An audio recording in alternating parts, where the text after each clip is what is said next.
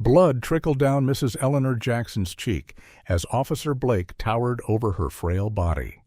His smirk vanished when a notification pinged. The live stream counted 10,000 viewers and climbing. Among them, the police chief's daughter, who had just texted her father, "Dad, your officer is assaulting a grandmother." Before we dive into this shocking story, let me know where you're watching from in the comments. Hit that like button and subscribe if you believe no one should be above the law. How would you react if you witnessed police brutality happening right in front of you? The answer might reveal more about your character than you think. The morning sun filtered through lace curtains as Eleanor Jackson's weathered hands smoothed the wrinkles from her best church dress. At 72, the retired school principal still maintained the dignified appearance that had commanded respect through 35 years of educating Westbrook, Alabama's children. Today was special. Her grandson Marcus would be graduating with honors from Westbrook High, the same school where she had fought countless battles to ensure equal treatment for black students. Eleanor studied her reflection adjusting the pearl necklace her late husband Samuel had given her on their 40th anniversary just months before cancer took him. The familiar ache of his absence hadn't diminished in the 5 years since, but today would be about celebration, not sorrow. Eleanor's morning routine never varied. A cup of strong black coffee, 15 minutes with her devotional, and a brief check of her blood pressure medication. Structure had been her anchor after retiring, especially since Samuel's passing had left her alone in the 2-story Victorian home they'd worked their whole lives to afford. The house sat in what had once been the colored section of a town, but was now one of Westbrook's most desirable historic neighborhoods. A transformation Eleanor had witnessed with mixed feelings as property values rose and longtime residents were gradually priced out. As she sipped her coffee, Eleanor's phone rang the screen, lighting up with her daughter's name. "Good morning, Zoe." Eleanor answered, her voice warm with maternal pride. Zoe Jackson Mitchell had followed a different path than her mother, becoming one of Atlanta's most formidable civil rights attorneys instead of an educator. "Mom, I just wanted to make sure you're being careful today." Zoe's voice carried the tense edge Eleanor recognized from her high-profile cases. There have been reports of increased police activity around Westbrook, especially targeting our folks. Eleanor sighed, familiar with her daughter's concerns. "Zoe, honey, I've lived in this town my entire life. Everyone knows me. I taught half the police force in middle school, for goodness sake." "That doesn't matter anymore, Mom. Things are changing even in Westbrook. Promise me you'll be extra careful, especially driving to the ceremony." Eleanor made the promise more to ease her daughter's mind than from any sense of personal concern. After ending the call, she collected the small gift box containing the vintage Omega watch that had been Samuel's pride. It had taken months of secret payments to purchase it back in 1973. And now it would be Marcus's graduation present, a piece of his grandfather to carry forward. Eleanor locked her front door precisely at 9:30, allowing plenty of time to stop by the jeweler's to have the watch polished before the 2 o'clock ceremony. She didn't notice the unmarked police cruiser parked 3 houses down, or the officer inside, watching her departure with calculated interest. Officer Ryan Blake drummed his fingers against the steering wheel, irritation simmering beneath his composed exterior. 6 months in this backwater town, after 15 years with the Dallas PD, felt like punishment, even though the transfer had been the only way to keep his badge after the incident with that mouthy teenager in Oak Cliff. His captain had called in favors records were sealed, and Blake was shipped to Westbrook with a clean slate.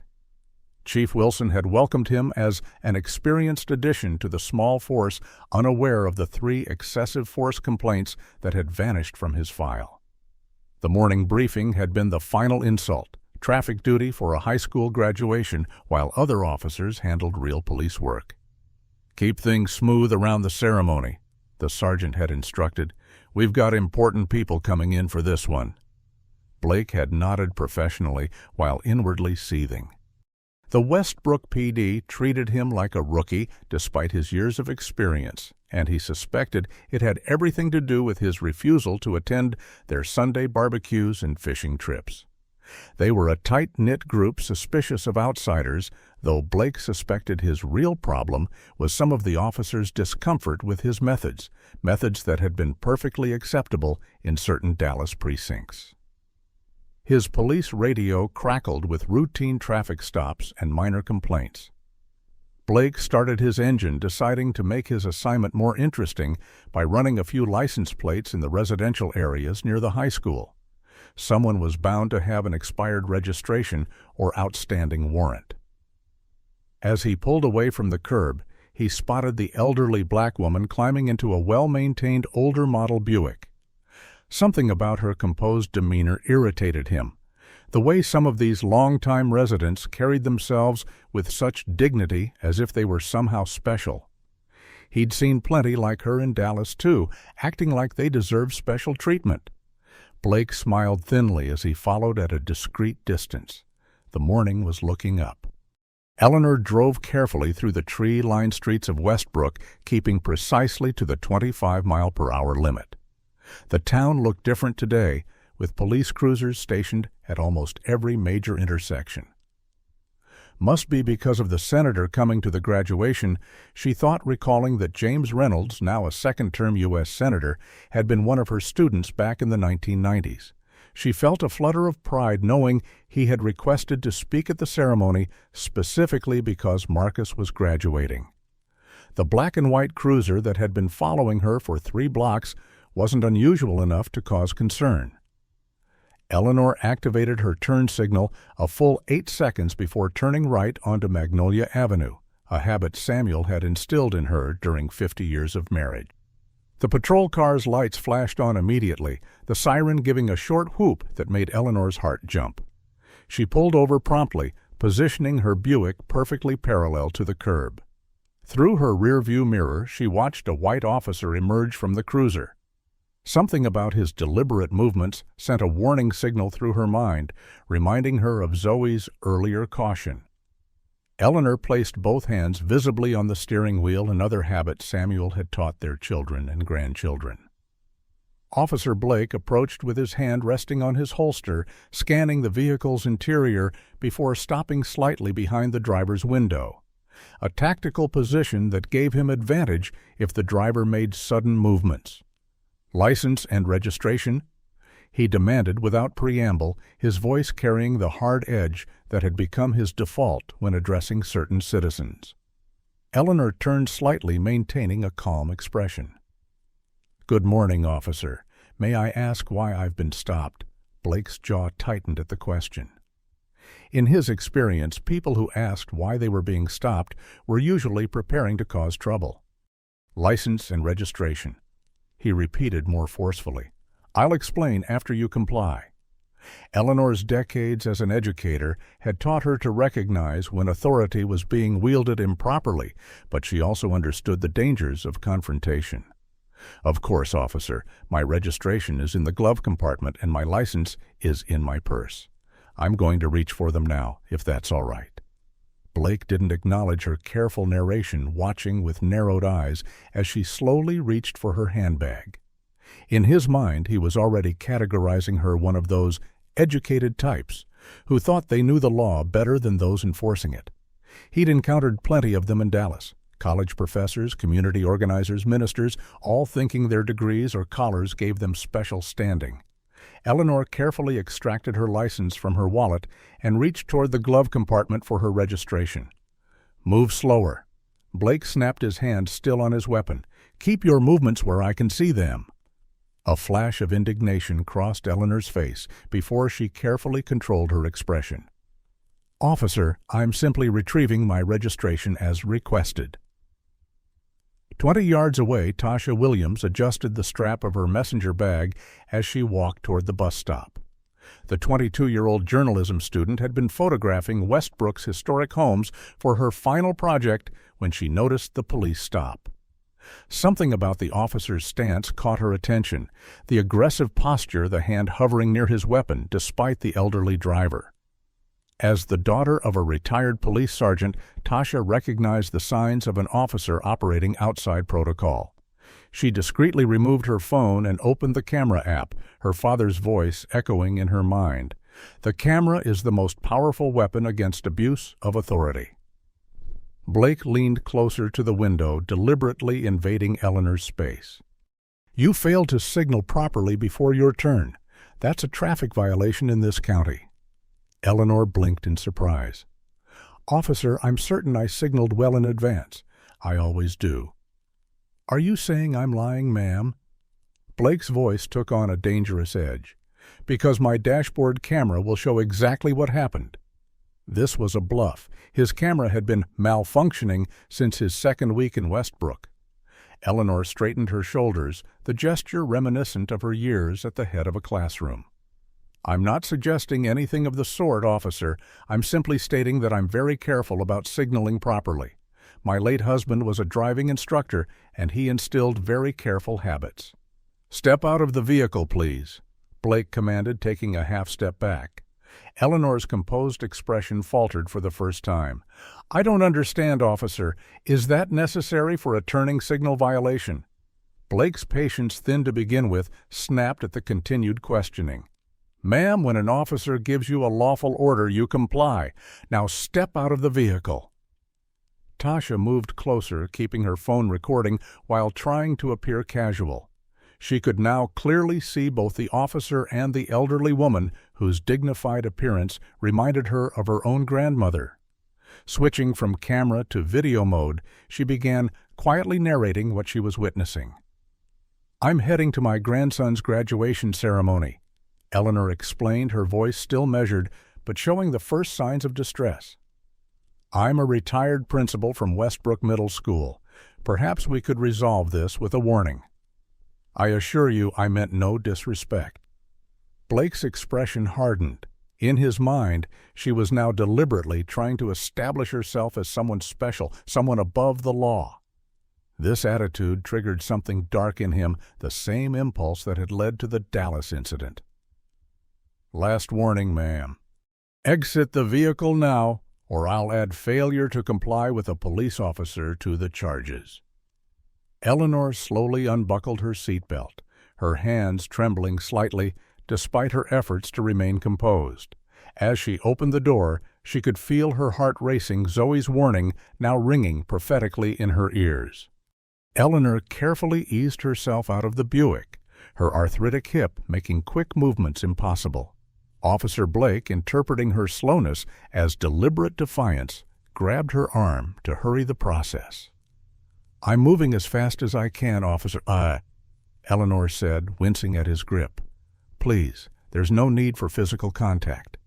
Blake's fingers dug deeper into her arm. When I give an order, I expect immediate compliance, not excuses. His voice carried clearly in the morning air, drawing the attention of several passers-by who slowed their pace to observe. Eleanor stood as straight as her 5'3" frame allowed dignity wrapped around her like armor. Young man, I understand you're doing your job, but I'd appreciate being treated with basic courtesy. I've lived in Westbrook for 72 years and have never had an encounter like this with our police. The mention of her long residency further agitated Blake. Another local pulling the "I've been here forever" card as if that granted special privileges. Turn around and place your hands on the vehicle, he ordered, pulling her toward the car. The sudden movement caused Eleanor to lose her balance. She stumbled, her hip giving way, and fell against the side of her car before sliding to the ground. Pain shot through her side as she tried to brace herself. Please, she gasped. I need a moment to stand. Blake loomed over her, his expression a mixture of contempt and growing concern about the witnesses. Ma'am, get up now. This isn't a performance for the audience. Tasha moved closer, her journalist's instincts overriding caution. She was now recording clearly, capturing Blake's aggressive stance and Eleanor's vulnerable position on the ground. A small crowd had begun to gather, murmurs of concern rippling through the onlookers. Eleanor placed one hand on the ground and attempted to push herself up, her other hand grasping for support on her car door. "I'm trying, officer. My hip doesn't work like it used to." Blake bent down ostensibly to help her up, but his grip was punishingly tight. "This isn't a retirement home, ma'am. When an officer gives you instructions, you follow them immediately." Eleanor winced at the pressure. "You're hurting me, officer. There's no need for this." As she tried again to stand, her purse slipped from her shoulder. When she instinctively reached for it, Blake misinterpreted the movement. "Don't reach for that." He barked his hand immediately, going to his weapon. "I said don't move." Eleanor froze, genuine fear now visible on her face. "It's just my purse, officer. I wasn't—" Blake's patience evaporated. In a fluid motion born of years patrolling Dallas's rougher neighborhoods, he yanked Eleanor upward and pushed her against the car, ignoring her cry of pain. "You will comply with my instructions. You don't dictate how this stop proceeds." Tasha gasped audibly as Blake's control slipped further. Eleanor turned her head, trying to make eye contact with the officer. "Young man, I taught children with more self-control than you're showing. Whatever is troubling you today has nothing to do with me, and I'll be speaking with Chief Wilson about your conduct." The mention of the police chief, delivered in Eleanor's principal's voice, was the final trigger. Blake's face contorted with rage. As Eleanor tried once more to straighten herself, Blake's right hand formed a fist, and in a moment that would change everything in Westbrook. He struck the elderly woman across the face. The impact wasn't his full strength. Some last vestige of professional restraint held him back, but it was enough to snap Eleanor's head to the side. A trickle of blood appeared from her split lip, running down her chin and spotting her pearl-white blouse. The gathered crowd fell into shocked silence, then erupted in outrage. "He hit her. Someone call 911. That's Mrs. Jackson from the middle school." Blake, suddenly aware of the magnitude of his action, took a step back. The red haze of anger cleared just enough for him to register the phones pointed in his direction. Tasha, trembling with a mixture of fear and determination, had switched to live streaming the encounter. Her viewership counter was climbing rapidly as local contacts shared the feed. Her voice shook but remained clear as she narrated, "Officer has just struck an elderly woman during what appears to be a routine traffic stop in Westbrook. The woman identified herself as a retired school principal." Blake's radio crackled to life. "Unit 17, this is dispatch. We're receiving multiple calls about a disturbance at your location. Please confirm status." Before Blake could respond, his phone vibrated in his pocket. Pulling it out, he saw a text message from Officer Kendrick. "Blake, what the hell are you doing? The chief's daughter is watching your live stream right now."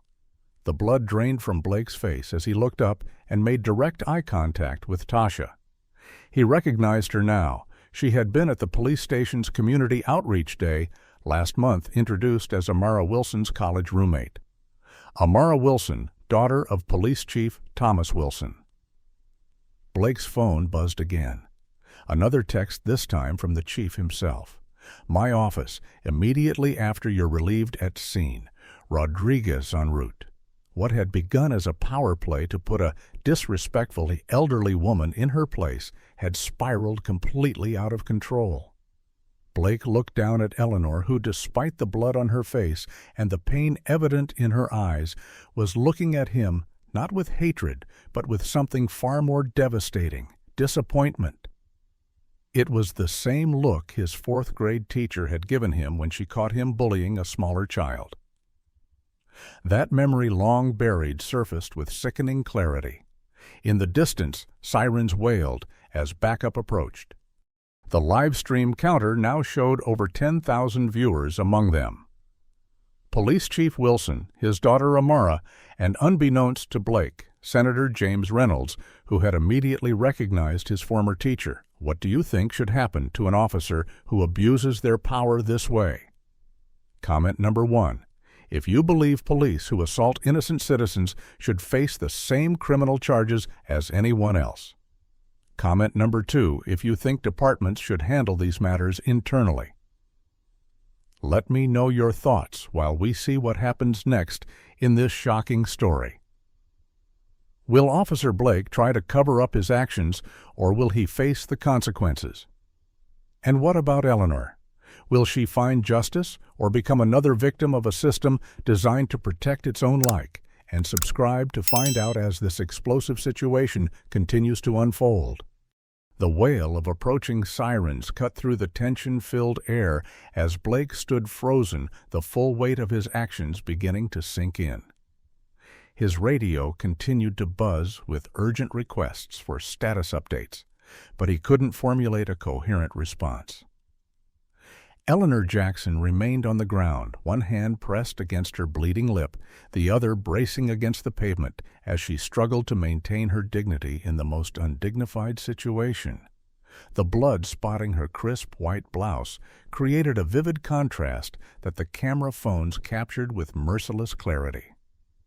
"My grandson's graduation is in 3 hours," she said quietly, her voice steady despite the circumstances. "He's the valedictorian. I've never missed an important day in his life."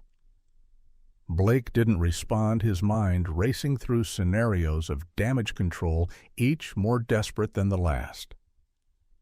The growing crowd had formed a loose semicircle around them, their faces displaying a mixture of shock, anger, and in some cases grim vindication, as if Eleanor's treatment confirmed suspicions long held about law enforcement. Tasha continued her live stream commentary, her journalism training kicking in despite her personal outrage. The officer appears to have realized he's being recorded. He's made no attempt to provide medical assistance to Mrs. Jackson, who is still on the ground. Multiple calls to emergency services have been made by bystanders. 2 police cruisers pulled up simultaneously, lights flashing. Officer Diane Rodriguez was the first to exit, taking in the scene with a professional's rapid assessment. At 34, the 8-year veteran had built a reputation for fair dealing in Westbrook's diverse communities. She immediately moved toward Eleanor, dropping to one knee beside the injured woman. "Mrs. Jackson," recognition flashed in her eyes. "I was in your English class 2007. Let's get you some help." While Rodriguez attended to Eleanor, Sergeant Peters approached Blake, his expression unreadable. "Officer Blake, return to your vehicle. You're being relieved of duty at this scene." Blake found his voice at last. "Sergeant," she was resisting and reached for her purse after being instructed not to move. "I perceived a potential threat and responded according to training." The words sounded hollow, even to his own ears. Peter's expression remained impassive. "Save it for the chief. An ambulance is 2 minutes out. You'll provide your body cam footage before going off shift." Blake swallowed hard. "Sir, the camera was malfunctioning this morning. I called it in before patrol." This wasn't entirely a lie. He had reported issues with the camera after deliberately disabling it. Peter's eyes narrowed slightly before he turned away. "Get in your cruiser and wait." As Blake retreated to his patrol car, the hostile murmurs from the crowd grew louder. Someone shouted, "That's what they always say? The camera never works when they're beating on us." Another voice called out, "We got the real footage right here." "It's already online." Blake slumped in his seat, watching through the windshield as paramedics arrived and began attending to Eleanor. His phone vibrated with incoming messages from fellow officers, ranging from expressions of support to thinly veiled criticism. The most disturbing came from his former partner in Dallas. Footage all over Twitter. "Damage control now." In Atlanta, Zoe Jackson Mitchell was in the middle of preparing for a court appearance when her assistant burst into the conference room. "Zoe, it's your mother. She's been assaulted by police in Westbrook. It's on social media." Zoe's professional composure cracked as she watched the video, her mother's blood-streaked face filling her phone screen.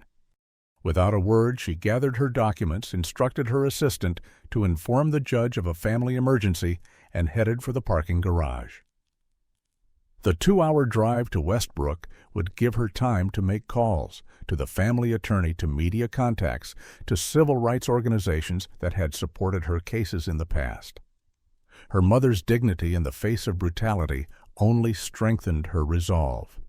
This wouldn't be quietly settled with a department apology and a nominal payout. At Westbrook High School, the graduation preparation was in full swing when Marcus Jackson's phone exploded with notifications. The 18-year-old honor student was reviewing his valedictorian speech when a friend rushed up, phone extended. "Marcus, man, it's your grandmother." Marcus watched in horror as the scene unfolded on screen, his grandmother's blood causing his vision to tunnel momentarily. Without hesitation, he handed his speech to a teacher and ran for the parking lot, his graduation gown billowing behind him like a cape.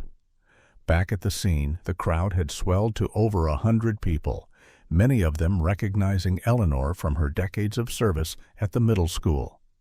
Parents she had counseled, students she had mentored, colleagues she had worked alongside, all drawn by social media alerts and text messages spreading through the community.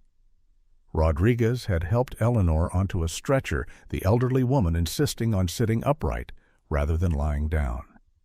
"Officer," Eleanor said, her voice low enough that only Rodriguez could hear, "I want you to know I don't blame the department for one man's actions, but there's something wrong in your ranks when this can happen in broad daylight for a turn signal." Rodriguez nodded, slightly conscious of the watching crowd. "Mrs. Jackson, I promise you this will be addressed. Chief Wilson is a good man." Eleanor's smile didn't reach her eyes. "I taught Thomas Wilson in 7th grade, dear. He had trouble standing up to bullies then, too." The ambulance doors closed on this quiet exchange, shutting out the noise of the growing protest. As the vehicle pulled away, someone began a civil rights-era protest chant that quickly spread through the crowd. "No justice, no peace. No justice, no peace." Inside his cruiser, Blake watched the demonstrators with mounting anxiety. What had begun as a routine traffic stop, one he'd conducted hundreds of times before, had somehow exploded into a career-ending disaster. The faces in the crowd blurred together, but one stood out clearly. Tasha Williams, still recording her expression, a mixture of determination and controlled fury. Blake looked away, unable to meet her gaze. His phone buzzed again, Chief Wilson requesting his location. As Blake typed a response, he couldn't shake the image of Eleanor Jackson's eyes looking at him, not with fear, but with that terrible knowing disappointment. Police Chief Thomas Wilson replayed the video for the 3rd time, each viewing deepening the lines on his forehead. The 60-year-old career officer had built Westbrook's department around community policing principles, working diligently to overcome decades of mistrust between law enforcement and minority residents. Now, in less than 4 minutes of footage, Officer Ryan Blake had undone years of progress. Wilson paused the video on the frame that would haunt the department for years to come, Blake's fist connecting with Eleanor Jackson's face, her fragile body beginning to crumple from the impact. "Jesus Christ," he muttered, closing the laptop as Mayor Patricia Simmons entered his office without knocking. The mayor's usual polished appearance was slightly disheveled, her eyes wide with barely contained panic. "Tell me this isn't as bad as it looks, Thomas." Wilson gestured to a chair. "It's worse. Eleanor Jackson isn't just any senior citizen. She was principal at Westbrook Middle for over 30 years. Half this town's adults passed through her office at some point. She integrated that school in 1978, stood up to death threats from the Klan. And Blake just punched her on camera over a goddamn turn signal." Mayor Simmons collapsed into the chair, the political implications cascading through her mind. "The governor called me directly. So did Congressman Davis. The video's gone national, Thomas. CNN is running it. Eleanor Jackson's daughter is that civil rights attorney from Atlanta, isn't she?" Wilson nodded grimly. "Zoe Jackson Mitchell. She's already on her way here, bringing her legal team. We're looking at a multi-million-dollar lawsuit at minimum, not to mention potential criminal charges against Blake. The mayor leaned forward. Can we contain this paid administrative leave for Blake? An internal investigation? The usual procedure. Wilson's expression hardened. Pat, I've known you 20 years. You're not hearing me. This isn't going away with standard protocol. Eleanor Jackson was my English teacher. She wrote my college recommendation letter. I'm not throwing her under the bus to protect a transfer officer with red flags all over his record. The mayor's head snapped up. Red flags? What red flags? You told the council he came highly recommended from Dallas. Wilson's gaze dropped to his desk. He did. His captain gave him a glowing reference. But there were inconsistencies in his file, missing disciplinary reports that were referenced in other documents, performance reviews that seemed sanitized. He swallowed hard. I should have dug deeper, but we were 3 officers short after the budget cuts. The union was breathing down my neck about overtime. Blake had 15 years' experience and was available immediately. So you knowingly hired a potential problem officer? The mayor's voice rose with incredulity. Do you have any idea the liability you've exposed this city to? Before Wilson could respond, his office door opened again, admitting City Attorney Charles Drummond and Internal Affairs Detective James Carter. Drummond, perpetually rumpled and perpetually anxious, clutched a legal pad covered in hastily scrawled notes. Carter, by contrast, carried only a thin folder, his expression unreadable behind wire-rimmed glasses. We have a situation, Drummond began without preamble. The union rep is already claiming Blake followed proper procedure for a non-compliant subject. They're preparing a statement defending his actions. Wilson's fist came down hard on his desk. Non-compliant. She's 72 years old with an artificial hip. The only thing she failed to comply with was falling down fast enough when he manhandled her. Carter cleared his throat softly. Chief, there's something else you need to see. He placed the folder on Wilson's desk and opened it to reveal a series of printouts. After the transfer paperwork came through on Blake last year, some things didn't add up. His personnel file was too clean for an officer with his background. 15 years in high-crime districts without a single civilian complaint. I made some inquiries with contacts in Dallas. The room fell silent as Wilson examined the documents. 3 excessive force complaints in 2 years, all mysteriously withdrawn. A suspension that vanished from his record. And a juvenile witness who changed his testimony about Blake's conduct after his mother suddenly received job offers from businesses connected to the Dallas Police Union. Wilson looked up, his expression grim. You've been investigating Blake since he arrived. Carter adjusted his glasses. Not officially, sir, just keeping an eye on patterns. He's been particularly aggressive in the East Side neighborhoods. Multiple traffic stops of minority drivers, all just skating the edge of probable cause. Nothing that would trigger formal review, but enough to establish a pattern of targeted enforcement. The mayor interrupted. This is all very concerning, but it doesn't change our immediate problem. We have a PR catastrophe unfolding in real time. The governor is threatening to send in state investigators if we don't demonstrate immediate action. Wilson's phone buzzed. A text from his daughter. Dad, Tasha's still at the scene. The crowd is growing. Some of the protesters are talking about marching to the station. He looked up at the assembled officials. We need to get ahead of this. Carter, I want Blake's complete file. Everything you have, official and unofficial. Drummond, prepare a statement announcing Blake's immediate suspension without pay pending criminal investigation. The city attorney blanched. Criminal investigation. The union will fight that tooth and nail. Standard procedure is paid administrative leave while Internal Affairs conducts a review. Wilson's patience evaporated. Charles, I don't give a damn about standard procedure. I just watched one of my officers punch a beloved community elder in the face on live video. This isn't a gray area. His phone rang. The front desk.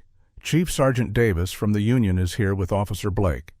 Also, Senator Reynolds' office has called 3 times requesting an update on Mrs. Jackson's condition. The pieces were falling into place with sickening clarity. James Reynolds, now a powerful U.S. Senator, had been one of Eleanor's star pupils. His involvement would elevate this incident from local scandal to national spotlight. Wilson took a deep breath. "Send Blake to the conference room. Tell him not to speak to anyone until I get there. And call the hospital for an update on Mrs. Jackson." As the others filed out, Wilson remained seated, the weight of decisions past and present pressing down on him.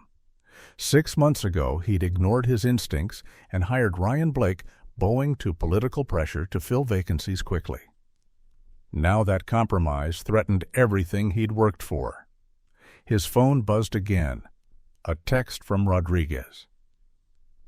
"Mrs. Jackson refusing pain medication until her grandson arrives. Says she wants a clear head to make decisions. Doctor says split lip bruising, possible hip aggravation. Eleanor says to tell you she's disappointed." Wilson closed his eyes briefly. Disappointed. Coming from Eleanor Jackson, that single word carried more weight than the mayor's panic, the union's threats, or the looming media firestorm. He had been 13 years old the last time she had used that word with him after he'd failed to stand up for a bullied classmate. The memory still stung 47 years later. When he opened his eyes, his decision was made. He would do the right thing regardless of political consequences. Blake would face justice, the department would face scrutiny, and he would face whatever came from his role in bringing a tainted officer to Westbrook. As he rose to confront Blake, Wilson's resolve was set. This time, he wouldn't disappoint Eleanor Jackson. The antiseptic smell of Westbrook Medical Center's emergency room did little to mask the tension as Eleanor Jackson sat upright on an examination table, a nurse gently cleaning the cut on her lip. The television mounted in the corner was tuned to CNN, where footage of her assault played on a continuous loop, now with a warning graphic content banner across the bottom. Eleanor watched with detached interest, as if the bloodied woman on screen were someone else entirely. "Mrs. Jackson, please hold still," the nurse murmured, applying butterfly bandages to the split lip. "The doctor wants to take some x-rays of your hip. Are you sure you don't want something for the pain?" Eleanor shook her head slightly. "I need to keep my wits about me, dear. The medication can wait." The door burst open as Marcus Jackson rushed in, still wearing his graduation gown, the blue fabric billowing around his 6'2" frame. "Grandma." The composure Eleanor had maintained crumbled momentarily at the sight of her grandson. "Marcus, you shouldn't be here. Your graduation." Marcus knelt beside the examination table, taking her hand carefully in his. "You think I care about walking across a stage when you're in here? My diploma will still be there tomorrow." He examined her injuries with growing anger. "I'm going to make sure that cop pays for this." Eleanor squeezed his hand. "This isn't about one officer, Marcus. This is about systems that enable men like him to carry badges and guns." She nodded toward the television. "They're already trying to spin the narrative. Look." On screen, a police union representative was speaking outside Westbrook Police Department. "While the footage is certainly concerning, we ask the public to reserve judgment until all facts are established. Officer Blake is a decorated veteran with 15 years of exemplary service."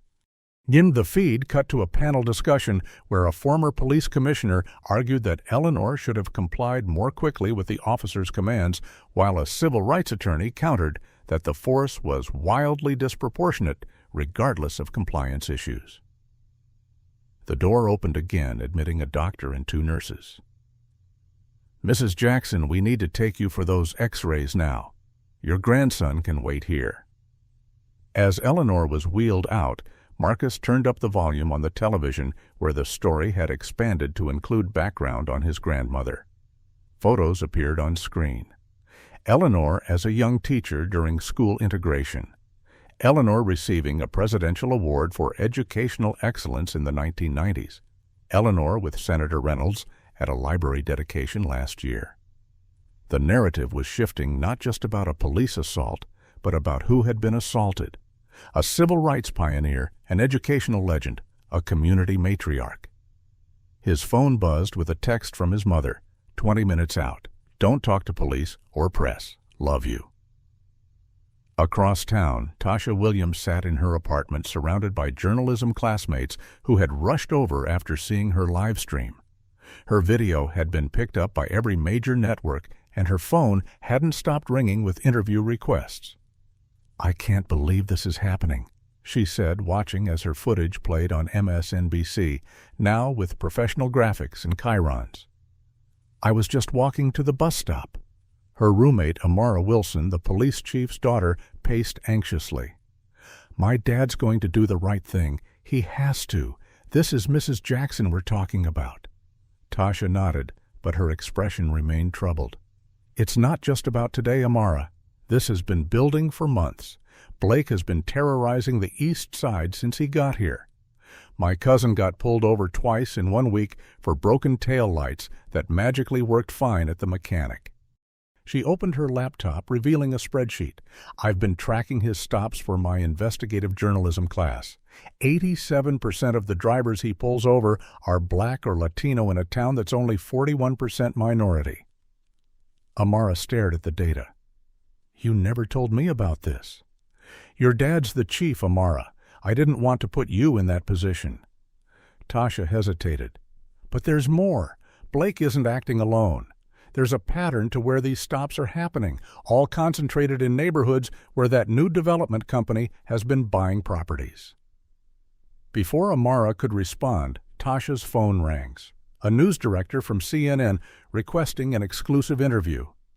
In the Westbrook Police Department conference room, Officer Ryan Blake sat alone, staring at his reflection in the blank screen of his phone. His service weapon and badge had been confiscated upon arrival, a humiliation that burned almost as much as the waiting. The door opened, admitting Chief Wilson and Detective Carter. No union representative, no friendly face. Blake straightened, falling back on the defiance that had served him through previous disciplinary hearings. "Chief, I know how it looks, but she was non-compliant and made a sudden movement toward her purse." Given the circumstances, Wilson cut him off. "Save it, Blake. Your body cam has been malfunctioning for 3 consecutive shifts, all coincidentally when you're patrolling minority neighborhoods. But this time you had about 20 civilian cameras filling in the gaps." He placed a folder on the table, including footage from Mrs. Jackson's dashboard camera, which she installed after her grandson's car was vandalized last year.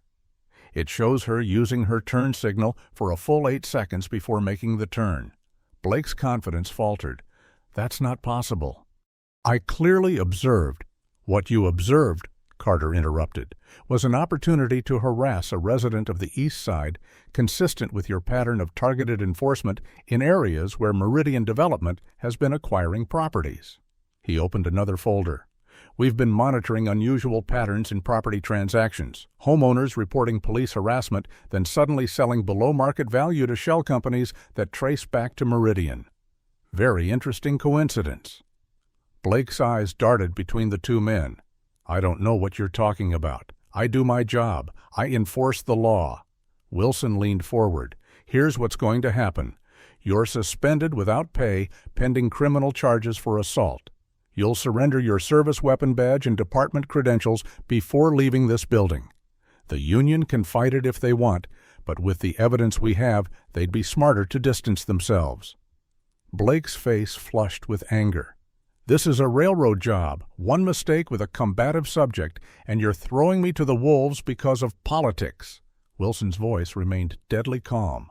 "A combative subject, Eleanor Jackson taught me 7th grade English. She attends church every Sunday, volunteers at the Literacy Center, and hasn't had so much as a parking ticket in 50 years of driving. The only person combative in that video is you." He stood up. "Officer Rodriguez will escort you to clean out your locker. You'll remain available for the investigation. Don't leave town." As they left Blake alone again, his phone buzzed with a text from a number he didn't recognize. "Meridian meeting tonight, 8 p.m., usual place, damage control." At Westbrook Medical Center, the emergency room waiting area had transformed into an impromptu command center. Zoe Jackson Mitchell had arrived with 2 associates from her law firm, setting up laptops and fielding calls from national media and civil rights organizations. Eleanor had returned from radiology, refusing to be admitted despite the doctor's concerns about her hip. "I'm not spending the night here while my family needs me," she had insisted, accepting only the prescription for pain medication she still hadn't taken. Marcus sat beside his grandmother, his graduation gown replaced with a Black Lives Matter t-shirt someone had brought him. His phone continuously buzzed with messages from classmates and teachers expressing support and outrage. Zoe approached her mother professional demeanor, momentarily giving way to filial concern. "Mom, the national NAACP president just called. They're sending representatives tomorrow. Senator Reynolds is making a statement in an hour. This is getting bigger by the minute." Eleanor nodded, unsurprised. James always was loyal to his teachers, but Zoe, this isn't just about what happened to me. She beckoned her daughter closer, lowering her voice. "That Officer Blake. He knew exactly where I would be this morning. The stop wasn't random." Zoe's expression sharpened. "What do you mean?" "Last week I declined an offer to sell my house. A development company, Meridian something. They've been buying up properties all over the east side offering cash but below market value. When I refused, the representative said I should reconsider while the offer stands." It felt like a threat. Marcus looked up from his phone. "Grandma, you never told me that." "I didn't want to worry you before graduation, but now I'm wondering if there's a connection. That officer seemed to be waiting for me." Zoe's attorney instincts kicked into high gear. "We need to look into this Meridian company, and we need to get you home where I can keep you safe." Eleanor shook her head. "No, Zoe. I'm going to the police station to make a formal statement. Then I'm going to Marcus's graduation." Both Zoe and Marcus began to protest, but Eleanor raised a hand. "I've spent my life teaching children to stand up in the face of intimidation. What kind of example would I set if I hide now? They want me afraid. I refuse to give them that satisfaction." Before either could respond, a nurse entered with a tablet. "Mrs. Jackson, there's someone here to see you. He says he's an old student." The nurse turned the tablet to show the waiting room video feed where Detective James Carter stood patiently. Eleanor's eyes lit with recognition. "James Carter. He was in my first 5th grade class when we integrated the school. Such a quiet, observant boy." She nodded to the nurse. "Please send him in." When Carter entered, his professional reserve momentarily gave way to genuine respect. "Mrs. Jackson, I wish we were meeting again under better circumstances."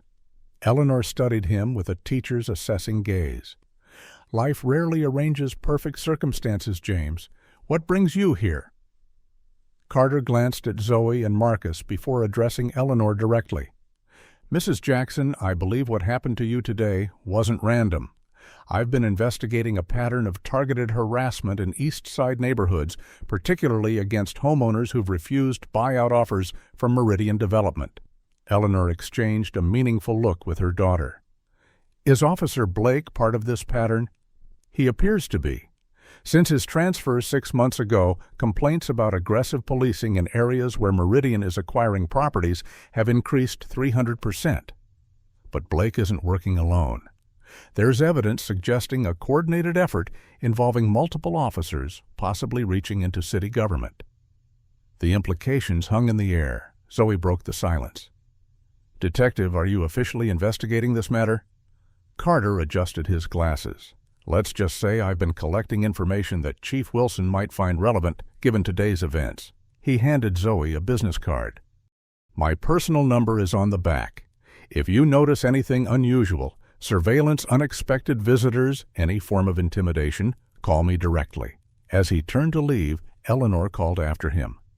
"James, do you remember what I taught you about standing up to bullies?" Carter paused at the door, a slight smile crossing his usually impassive face. "That they only have the power we give them, and that one person speaking truth can give others the courage to join in. Eleanor nodded approvingly. You were always a good student. Do you think there's often more to police misconduct cases than meets the eye? Comment number 1 if you believe isolated incidents are sometimes part of larger systemic problems. Comment number 2 if you think most cases are truly isolated bad actors. Like this video if you believe the truth deserves to be exposed no matter who it implicates. Subscribe to follow Eleanor's fight for justice as we uncover who's really behind Officer Blake's actions. The story is far from over. What powerful interests might be threatened by an elderly teacher who refuses to be intimidated? And how far will they go to silence her? Stay tuned to find out.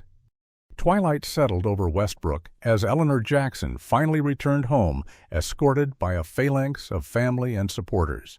The graduation ceremony had proceeded without its valedictorian, though Marcus's pre-recorded speech received a standing ovation.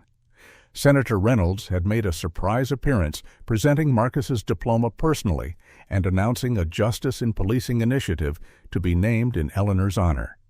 Now, as Marcus helped his grandmother up the porch steps of the Victorian home she had occupied for 47 years, Eleanor paused to survey the gathering on her lawn.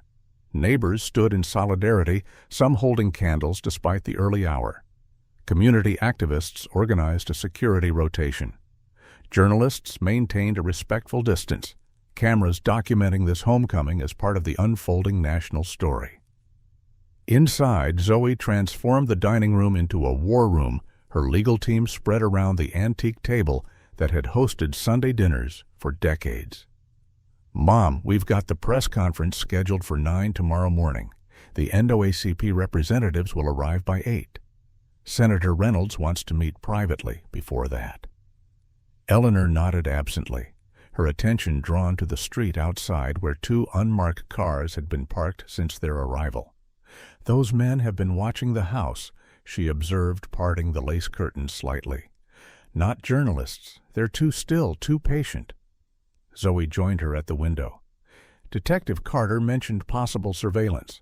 I'm having the security team document every vehicle. The doorbell rang, causing everyone to tense. Marcus checked the security camera feed on his phone. It's Detective Carter and a woman I don't recognize. Carter entered with Officer Rodriguez, both in plain clothes. Mrs. Jackson, we have developments you need to know about. Is there somewhere we can speak privately? In Eleanor's study, a room lined with educational awards and family photographs, Carter didn't waste time on preliminaries. Blake had a meeting scheduled tonight with representatives from Meridian Development and several other officers. We had it under surveillance, but he never showed. Rodriguez continued. Instead, he went directly to the mayor's house. He was there for 27 minutes before leaving with a briefcase he didn't have when he arrived. Zoe's eyes narrowed. You're surveilling the mayor. Carter adjusted his glasses.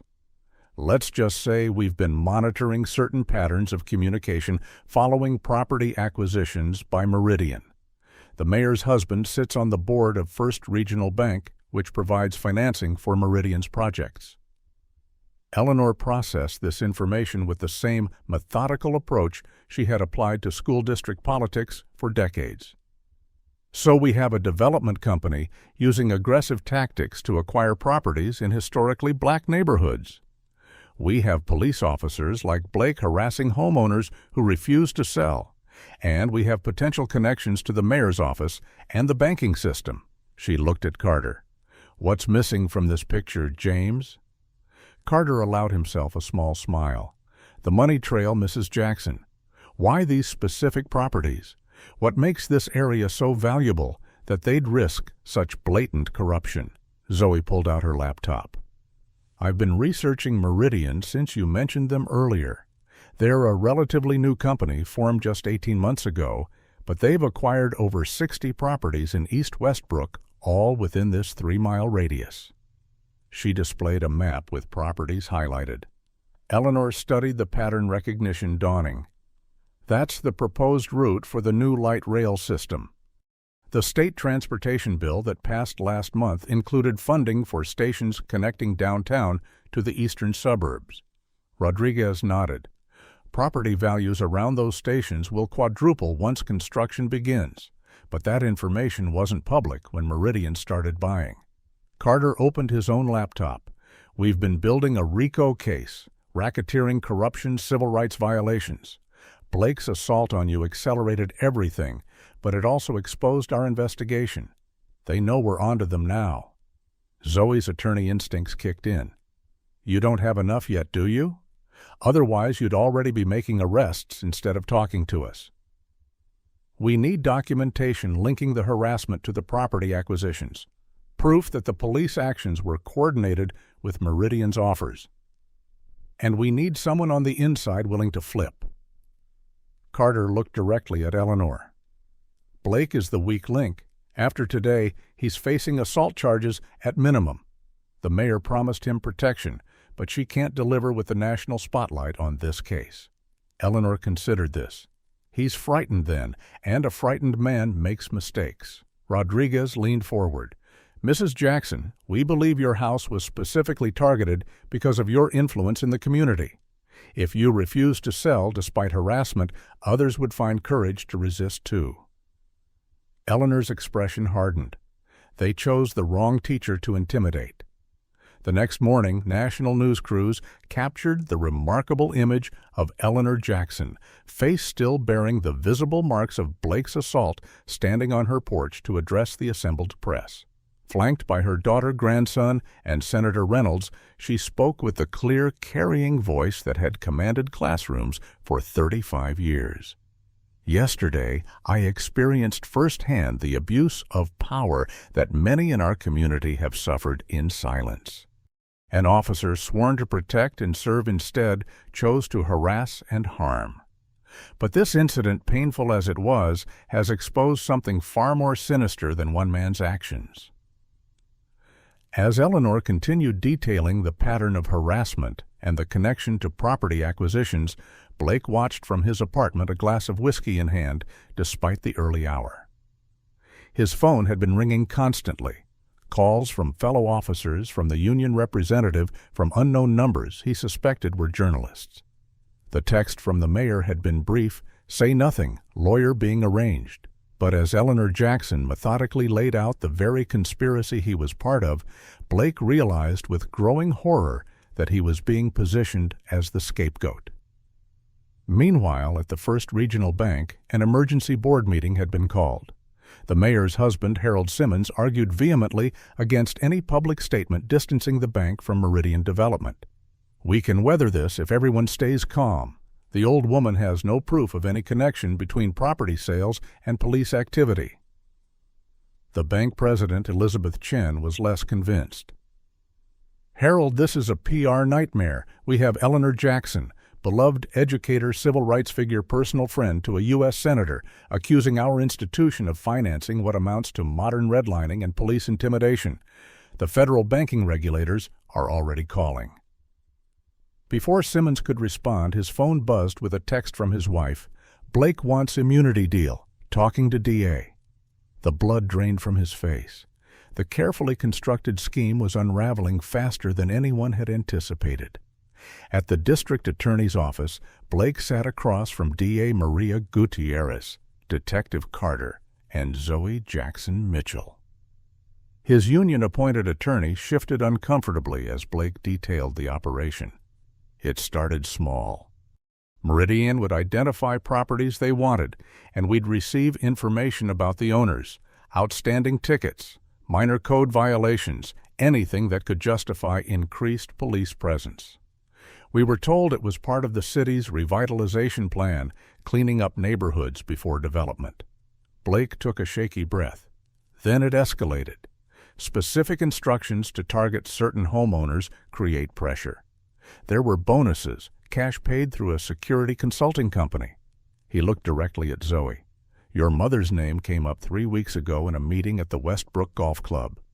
The mayor was there, along with developers from Meridian and the bank president.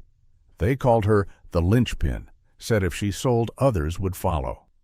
Zoe's expression remained professionally neutral despite her internal rage. And you agreed to target a 72-year-old woman based on this meeting. Blake's facade of defiance crumbled.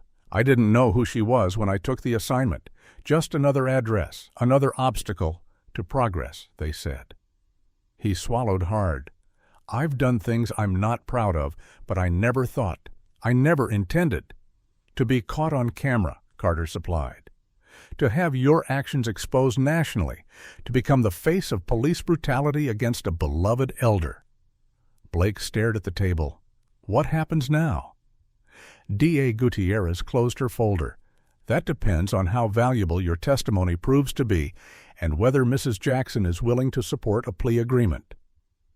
As this meeting proceeded, Eleanor sat in her living room with Marcus and Senator Reynolds watching live coverage of FBI agents entering the mayor's office with search warrants. The wheels of justice move swiftly when a senator makes noise. Reynolds observed with grim satisfaction. Eleanor shook her head. James, I appreciate your help, but what about all the people who don't have a former student in the Senate? How many have lost their homes, their neighborhoods, their sense of security, without cameras recording their suffering? Reynolds nodded soberly. That's why we need structural change, not just individual consequences. The Justice in Policing initiative I mentioned isn't just a gesture, Eleanor. I want you involved in shaping real reform. Eleanor patted his hand. First, let's see this particular corruption exposed completely. Then we can talk about rebuilding what they tried to destroy. As evening approached, Detective Carter and Officer Rodriguez returned with remarkable news. Based on Blake's testimony and documents seized from Meridian's offices, arrests were being made across Westbrook. The mayor, 3 city council members, the bank president, 5 police officers, the owners of Meridian Development. It's falling like dominoes, Carter reported, unable to completely suppress his satisfaction. Blake's testimony opened everything up, but it was your willingness to come forward that gave us the opportunity. Eleanor received this news with measured relief. What about the families who already sold their homes under pressure? The communities already displaced. Rodriguez smiled for the first time. The FBI is classifying this as a racketeering case with civil rights violations. That means all the property transactions are subject to review and potential restitution. It's not perfect, but it's a start. Later that night, as the house finally quieted, Eleanor sat alone in her study contemplating the photograph of her late husband. "Samuel, what a day this has been," she murmured. "You always said one person standing firm could change everything." She touched her bruised cheek gently. "I wish it hadn't taken this to expose the truth, but perhaps some good will come from it after all." Outside, the community vigil continued, lights shining in the darkness, a visible reminder that Eleanor Jackson would not stand alone. The morning dawned crisp and clear as Westbrook experienced what many would later call its awakening. 3 days had passed since Eleanor Jackson's assault, and the sleepy Alabama town had transformed into the epicenter of a national conversation about police accountability, systemic racism, and community empowerment. Main Street was filled with protesters carrying signs bearing Eleanor's image and slogans demanding justice. National civil rights leaders walked alongside local residents, creating a river of solidarity flowing toward the police department. Marcus Jackson and Tasha Williams led one contingent, college students and young activists energized by their leadership. Community elders and church groups formed another section, their dignified presence lending moral weight to the gathering. What had begun as outrage over one incident had evolved into a movement demanding comprehensive change.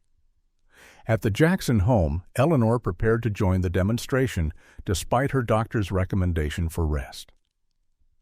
"Mom, are you sure about this?" Zoe asked, helping her mother apply concealer to the still visible bruising. "The doctor said your hip needs time to recover." Eleanor adjusted her pearl necklace, the same one she had worn on the day of the assault, now a deliberate symbol.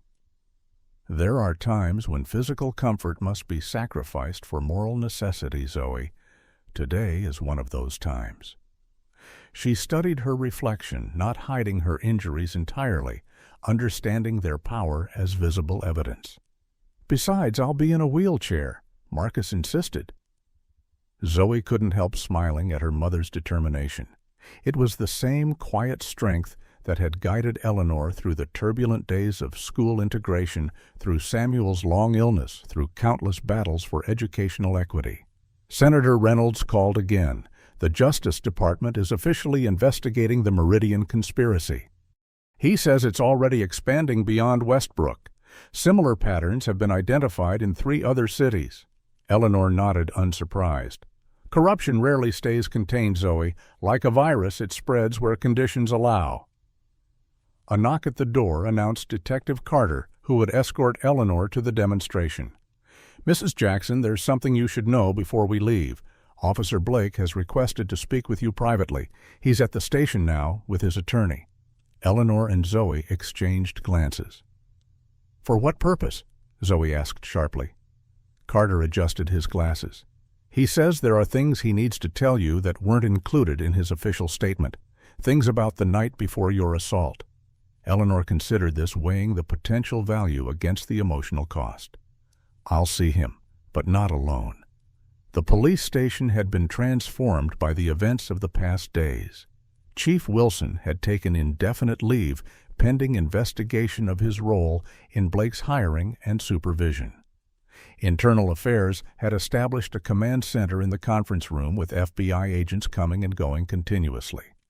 The atmosphere was tense, officers unsure who to trust as the corruption investigation widened. Eleanor's arrival, wheeled in by Carter, with Zoe following closely, created a ripple of uncomfortable recognition. Some officers nodded respectfully, others found reasons to look away. In an interview room normally used for questioning suspects, Ryan Blake waited handcuffed to the table despite being there voluntarily. His attorney sat beside him, expression professionally neutral. When Eleanor entered, Blake's composure visibly faltered. The bruising on her face, I hid his handiwork and seemed more pronounced under the harsh fluorescent lighting. Mrs. Jackson, he began, voice unsteady. Thank you for agreeing to see me. Eleanor studied him silently. Teacher's gaze assessing. Mr. Blake, I'm told you have information to share, and I'm listening. Blake looked down at his restrained hands. The night before what happened there was a meeting at the mayor's house. The Meridian executives were pushing for faster results. They'd lost 2 potential buyers because the neighborhood wasn't transitioning quickly enough. He swallowed hard. Your name came up specifically. The mayor said you were the key, that your resistance was giving others courage to refuse selling. Zoe leaned forward. Who else was at this meeting? Police Lieutenant Harris, Councilman Phillips, the bank president, and her husband. Blake continued each name, adding to the conspiracy's scope. They had a detailed plan for your property. After you sold, or were forced out, they planned to demolish your house and build a commemorative park named after you. The ultimate insult, erasing your home while pretending to honor your legacy. Eleanor's expression remained composed, though Zoe could see the tightening of her mother's fingers on the wheelchair armrests. And you agreed to participate in this plan. Blake met her eyes directly for the first time. I told myself it was urban renewal, progress, that the greater good sometimes requires difficult measures. He paused. That's what I told myself for all of it. The harassment, the intimidation, the selective enforcement, just following orders, supporting city initiatives. Eleanor's voice remained steady. Those justifications have preceded atrocities throughout history, Mr. Blake. I know that now. His voice dropped. When I saw you on the ground, blood on your face because of what I'd done, something broke in me. Not just fear of consequences, but recognition. You reminded me of my grandmother, who raised me after my mother left. This personal revelation hung in the air between them. She would be ashamed of the man I've become. Eleanor studied him, decades of experience reading troubled youth, informing her assessment. Shame without action toward amends is merely self-indulgence, Mr. Blake. What are you prepared to do beyond feeling bad about your choices? Blake straightened slightly. I've provided names, dates, locations of every meeting, access to encrypted messages between conspirators, bank account information showing payments for harassment activities disguised as security consulting fees. He glanced at his attorney, who nodded slightly. And I'm prepared to plead guilty to the assault charges. No reduced sentence, no deals on that count. What I did to you deserves punishment. Eleanor absorbed this, then asked the question that had been troubling her. Why did you hit me, Mr. Blake? Was that part of the plan? Blake shook his head, shame evident. No. That was me, my anger, my need for control. When you spoke to me like a disappointed teacher, something snapped. It was like being a child again, powerless and exposed. For the first time, Eleanor's stern expression softened slightly. I recognize that reaction. I've seen it in troubled students for decades. That moment when authority figures become intolerable because they reflect back your own failings. She leaned forward. Your actions were inexcusable, but if your remorse is genuine, it can still serve something beyond your own redemption. Zoe interrupted, protective instincts flaring. Mom, he doesn't deserve your compassion or wisdom after what he did. Eleanor patted her daughter's hand. Compassion isn't about deserving, Zoe. It's about recognizing humanity even in those who have failed to recognize it in others. She turned back to Blake. Your testimony may help expose this conspiracy, but the harm you've caused extends beyond me. How will you address the families who lost their homes due to your intimidation? Blake had no ready answer, the question exposing the limits of his considered remorse. Outside, the demonstration had reached the police station, the crowd now numbering in the thousands. Their chants penetrated the building's walls. Justice for Eleanor, justice for Westbrook. Carter entered the interview room. Mrs. Jackson, the national civil rights leaders are asking for you. The crowd is peaceful, but growing. Eleanor nodded, having accomplished what she came for. As she turned to leave, Blake called after her. Mrs. Jackson, I know it doesn't change anything, but I am truly sorry. Eleanor paused in the doorway. Mr. Blake, in my 50 years of teaching, I learned that true repentance isn't measured by words but by changed behavior. Your future actions will reveal whether today's remorse is genuine or merely tactical. Outside, the wheelchair ramp to the police station had been transformed into a makeshift stage. When Eleanor appeared, the crowd erupted in supportive cheers. Marcus rushed to take control of his grandmother's wheelchair from Carter, positioning her before the microphones where national news cameras captured her composed but determined expression. My friends and neighbors, Eleanor began, her voice carrying with practiced projection. 3 days ago, I experienced what too many have faced without witnesses or recourse. But today isn't about one incident or one officer. Today is about the systems that enable abuse and the courage required to change them. As she continued speaking, the mayor's office across town was being systematically dismantled by FBI agents. Computers were confiscated, documents boxed as evidence, staff questioned in separate rooms. Mayor Simmons sat stone-faced as agents removed files from the safe behind her office painting. You understand you're facing federal charges, the lead agent informed her. Racketeering, civil rights violations, conspiracy, wire fraud. Your husband is being questioned simultaneously at the bank. The mayor maintained her political composure. I've done nothing wrong. Every property transaction was legal. Every development plan approved through proper channels. The agent smiled thinly. Mrs. Simmons, we have Officer Blake's testimony corroborated by electronic records and financial transactions. We have Lieutenant Harris cooperating fully in exchange for consideration. We have Councilman Phillips wearing a wire for the past 24 hours. He placed a transcript before her, including your phone call to him last night, discussing how to contain the damage and sacrifice Blake as necessary. For the first time, the mayor's confidence visibly faltered. Back at the demonstration, Eleanor concluded her address with words that would be quoted in newspapers nationwide: "Justice isn't achieved through single victories, but through persistent vigilance. What happened to me opened a window into corruption that has harmed many. Now that window cannot be closed until the full light of accountability has reached every corner of darkness." The crowd's response was thunderous, a community finding its voice. As Marcus wheeled his grandmother through the parting crowd toward a waiting car, Officer Rodriguez approached in uniform. "Mrs. Jackson, I wanted you to know I've been appointed interim chief while the department undergoes review. My first official act was to establish a civilian oversight board with actual disciplinary authority." Eleanor smiled genuinely for the first time in days. "That's an excellent beginning, Officer Rodriguez." "Chief Rodriguez, actually," she corrected with a small smile. "And I was hoping you might consider serving on that oversight board. We need your perspective and integrity."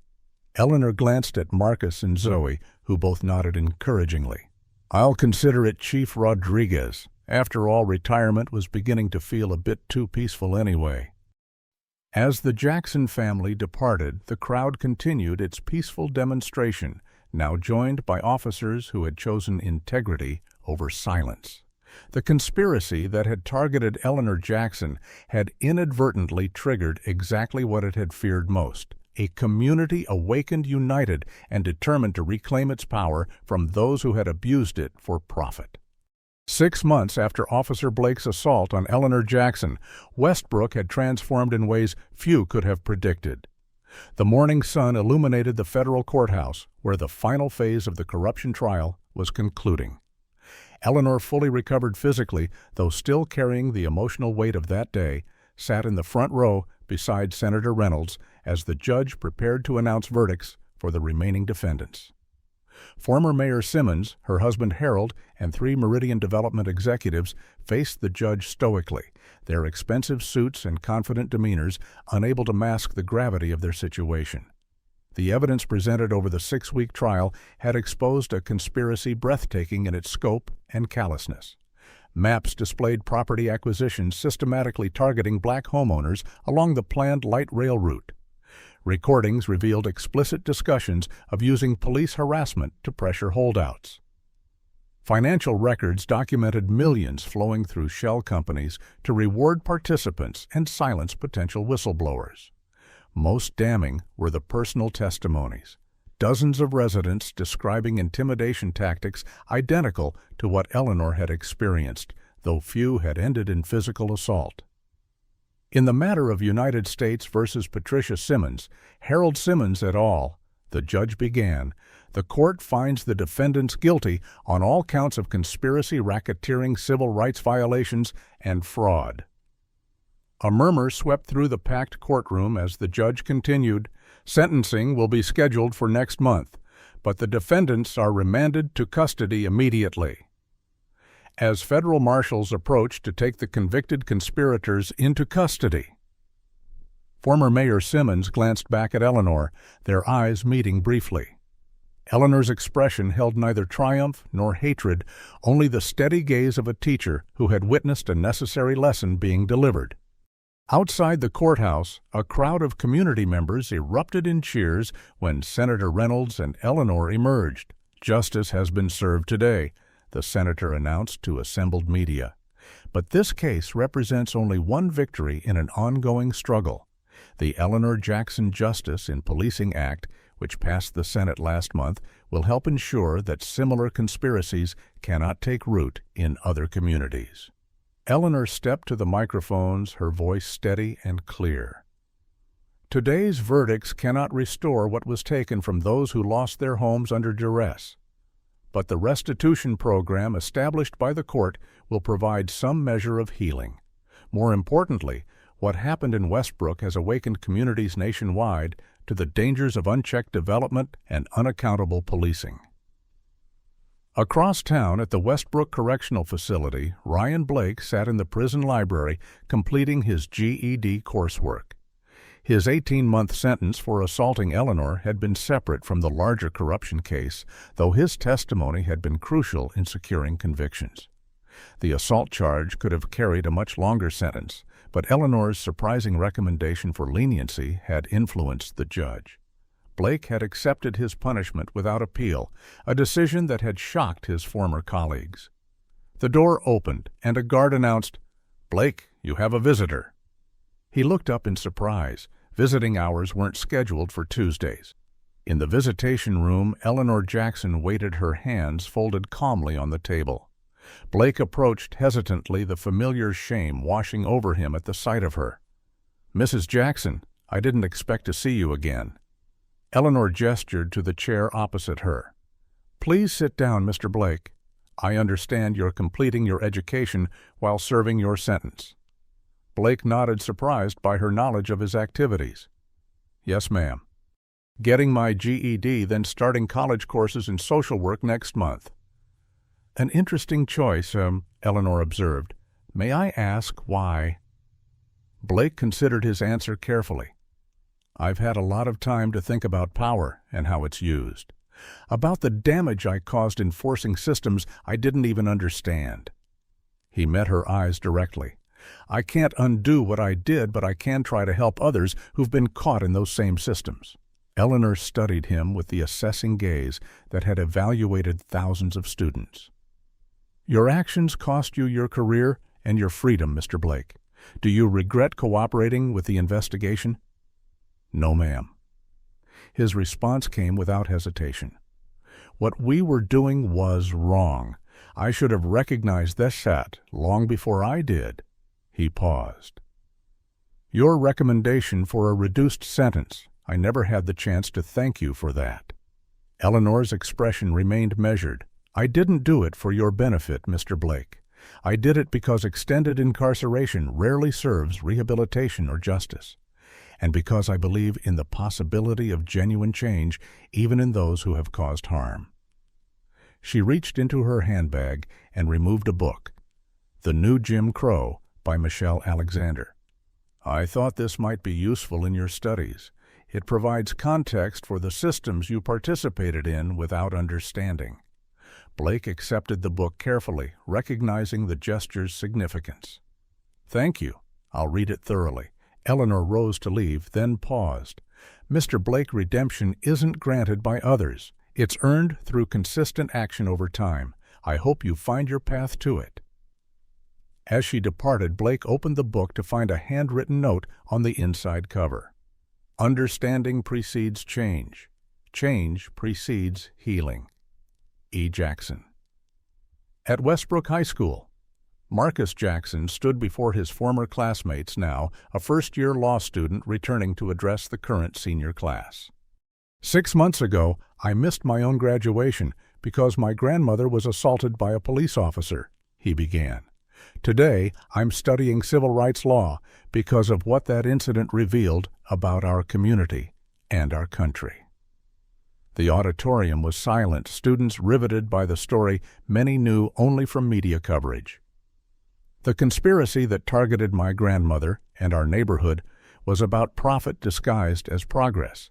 It used the power of the badge, the bank, and the government against citizens who had done nothing wrong except own property that others wanted." He gestured to the wall where Eleanor's portrait hung among distinguished alumni. "My grandmother taught in this district for 35 years. She believed education was the foundation of justice. Today, I'm asking each of you to consider how you'll use your education to recognize and resist abuses of power in whatever form they take." At the Westbrook Police Department, newly permanent Chief Diane Rodriguez conducted the monthly meeting of the Civilian Oversight Board. Eleanor, having accepted the position after careful consideration, sat beside community representatives from each district. "The community survey results are encouraging," Rodriguez reported. "Trust in the department has increased 27% since implementing the reforms. Response times are consistent across all neighborhoods for the first time in department history." Eleanor reviewed the data with professional thoroughness. The demographic breakdown of traffic stops shows significant improvement, though we still see disparities in certain patrol zones. I recommend additional training and monitoring for those areas." Rodriguez nodded, appreciating the constructive criticism. "Already scheduled for next month, Mrs. Jackson. We're also implementing the body camera accountability measures you suggested. No more convenient malfunctions when officers interact with the public." The transformation extended beyond police reform. At First Regional Bank, now under new leadership following the conspiracy convictions, Tasha Williams conducted an interview for her investigative journalism series on community reinvestment. "Our Community Development Fund has approved 27 small business loans in historically underserved neighborhoods," the new bank president explained. "We're working to rebuild trust through actions, not just words." Tasha, whose live stream of Eleanor's assault had launched her career as a respected journalist, pressed further. "How are you addressing the families who lost their homes due to the conspiracy? Many sold under duress at below-market rates before the scheme was exposed." The bank president nodded soberly. "Beyond the court-mandated restitution fund, we've established a priority mortgage program offering zero down payment and below-market interest rates for families seeking to return to the neighborhood. We're also providing grants for home repairs and property tax assistance for elderly residents who manage to resist the pressure to sell."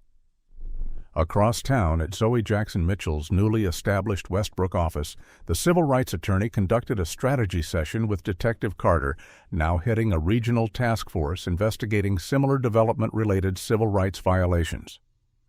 "The pattern we uncovered in Westbrook has helped identify matching schemes in Birmingham, Montgomery, and parts of Georgia," Carter explained, spreading maps across the conference table.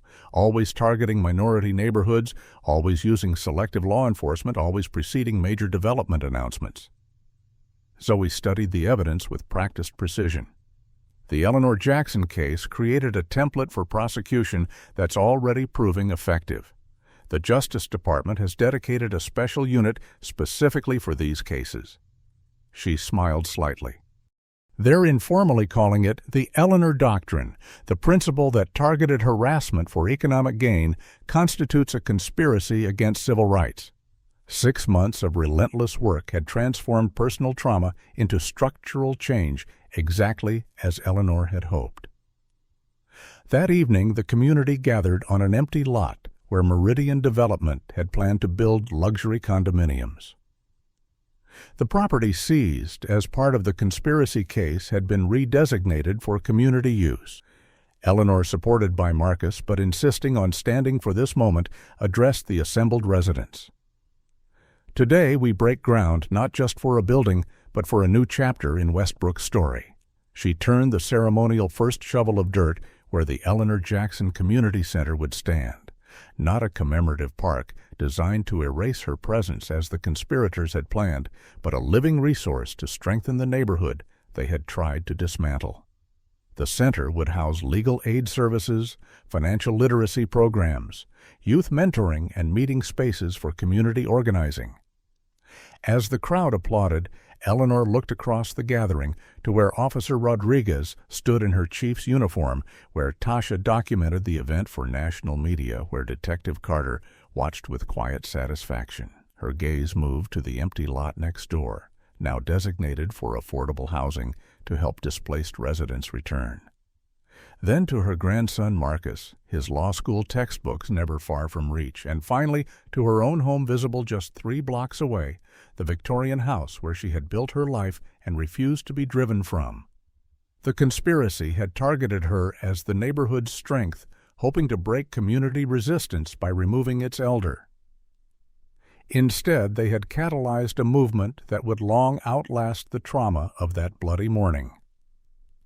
Eleanor stepped back from the podium, allowing Senator Reynolds to detail the community center's features. Her work wasn't finished. The oversight board, the mentoring programs, the national advocacy all required her continued engagement.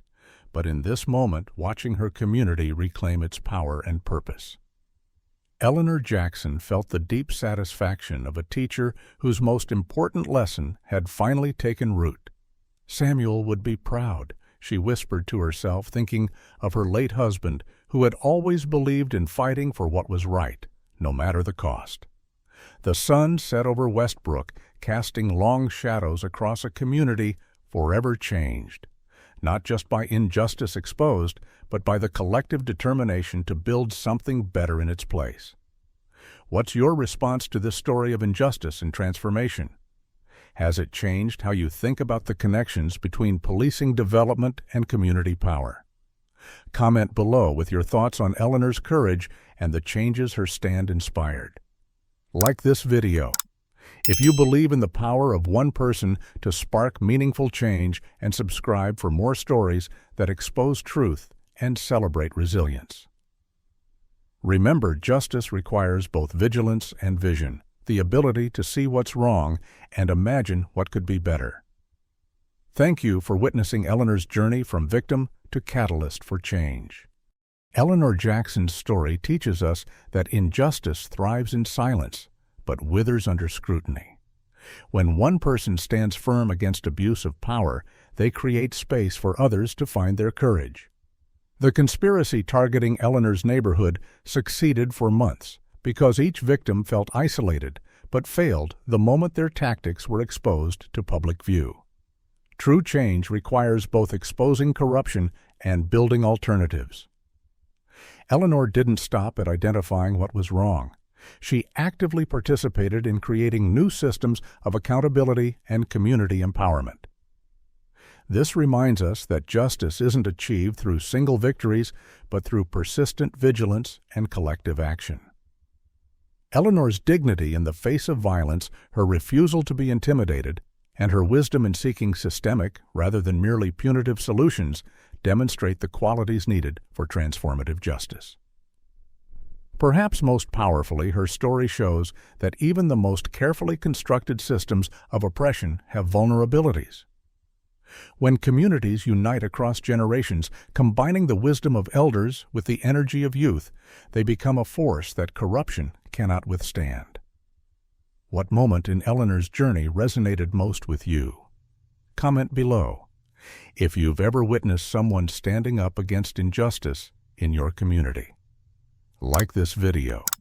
If you believe in the power of everyday people to challenge corrupt systems, and subscribe for more stories that expose truth and celebrate resilience. Share with someone who needs a reminder that one person's courage can ignite collective action. Thank you for witnessing Eleanor's transformation from victim to catalyst for change. Remember, in the words of Eleanor Jackson, justice isn't achieved through single victories, but through persistent vigilance.